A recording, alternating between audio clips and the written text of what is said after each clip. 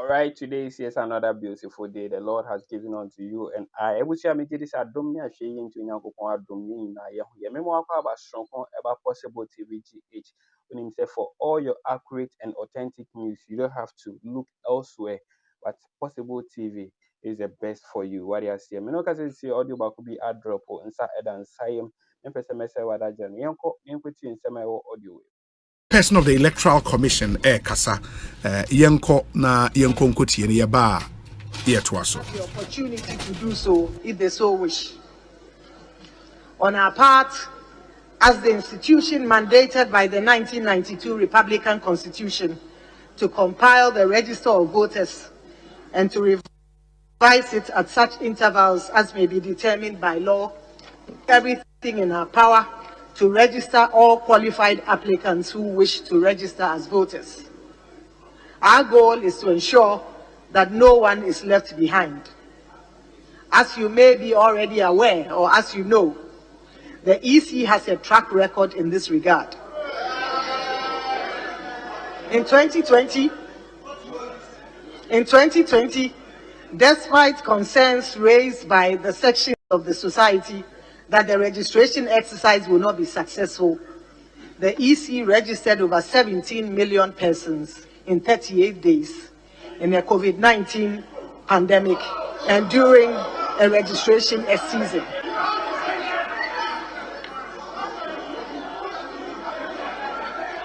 Mr. Speaker, as you know, the EC has a Honorable members,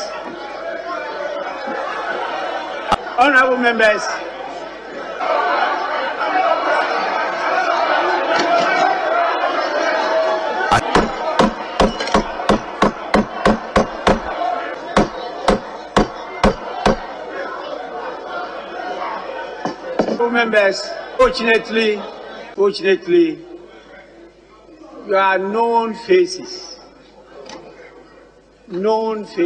So I've taken note of all of you. Honorable Dominic Nitiwol,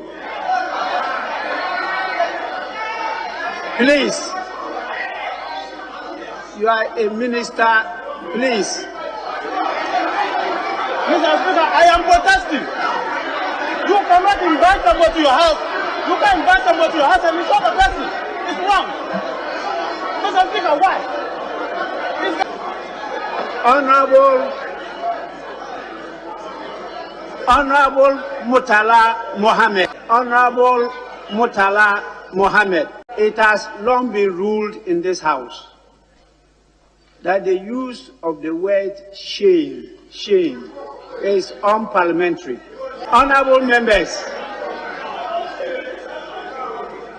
members, the guests we have here are here in answer to an invitation by this house. The best we can do is to listen to them. At the end of the day, you're given the opportunity to ask questions. Please, again, Honorable Murtala Mohammed, I call on you to withdraw the shame. Yes, honorable member, you may go on. Mr.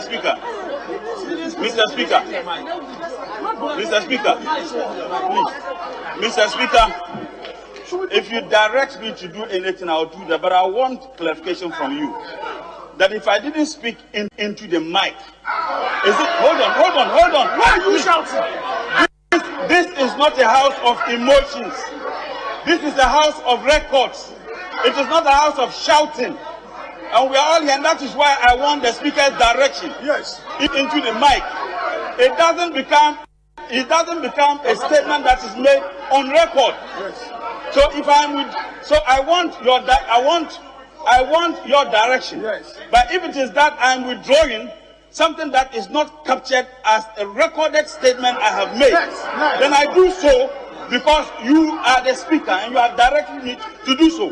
But you all know that any statement that is made not on the mic It is not an official statement that is being made. So if you're asking me to withdraw a statement which was not made in the mic, I would want to 94.7. So Mr. Speaker, I am withdrawing that statement even though it was not captured as an official statement because you are the Speaker and you have directed me to do so out of respect and not out of people like you.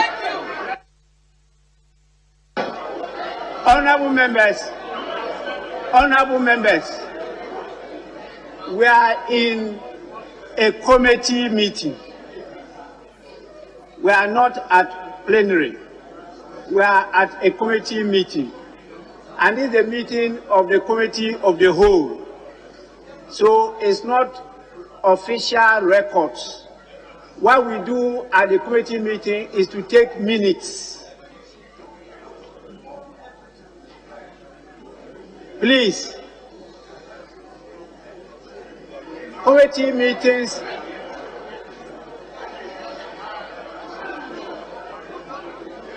you don't have to use mic at committee meetings.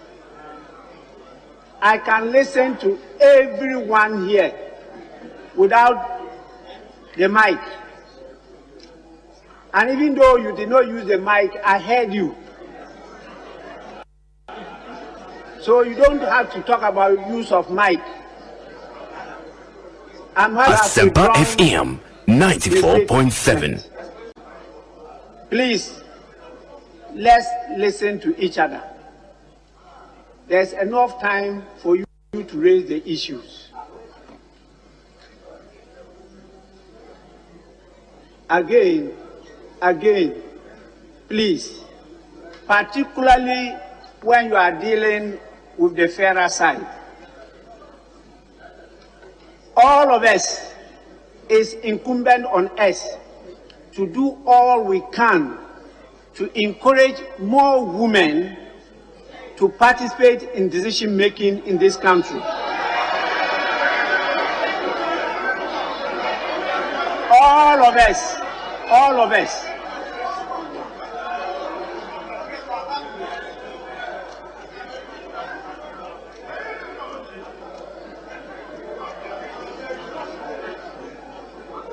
Now, let's listen to the chairperson of the Electoral Commission.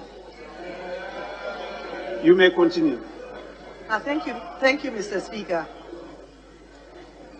Honorable members, as you may be aware, or as you may know, the EC has a proven track record in the registration of voters.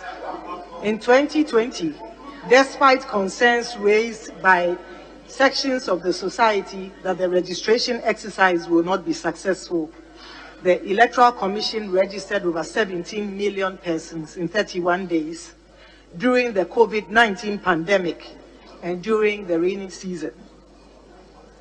This figure represents 55% of our total population of 31 million, a figure that meets international standards for registration. Indeed, with the exception of Cape Verde, of 600,000, we have the highest number of registrants in West Africa. I must add that it was a seamless and inclusive process, and no one was left out. Yes, we can. To enhance the transparency of our registration process, the political parties may have their agents at the registration centers. Additionally, the Commission will regularly update the citizenry and the political parties about the number of registrants at each district office. Mr. Speaker, I wish to emphasize that the Ghana card will not be used to vote in the 2024 election.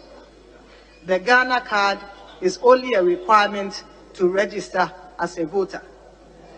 Once you present your Ghana card and successfully register as a voter, you will be issued with a voter's identification card which bears the code of your region, your district, your electoral area, and the name of your polling station. The Ghana card does not have these features, and therefore it will not be used to vote in the 2024 general election. In conclusion, we wish to state that in the exercise of our mandate, we are mindful of Article 42, which enjoins Article 42 of the Constitution, which enjoins us to register Ghanaians who are 18 years and above and who are of sound mind. We do not intend to disenfranchise persons who qualify to vote. It is in our interest to register them.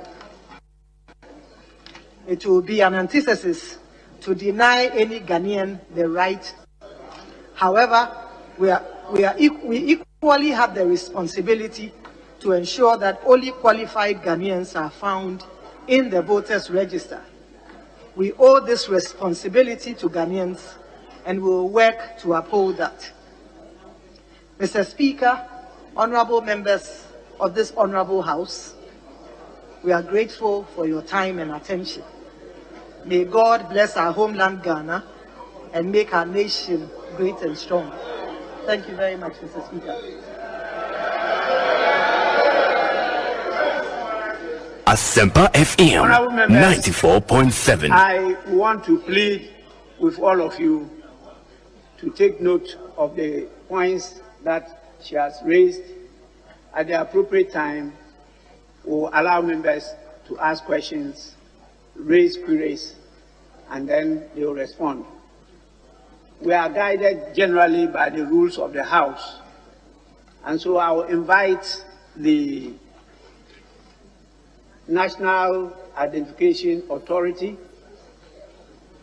to give us the presentation, because in her submissions, she made copious references to the National Identification Authority, some assurances and others. Then after that, the Minister of Finance will come in and I'll open the floor up for members to make comments. With your kind permission, I'll join you there because I also want to see the presentation. Yes, Deputy Minority Whip. Mr. Speaker, I was just going to make an appeal. If while the NIA people are doing their presentation, if the presentation or the briefing just done by the chairperson of the Electoral Commission, copies can be made to the leaders. Yes, definitely we'll get a copy of her presentation. It will be part of the report which will be submitted to this House. So please, that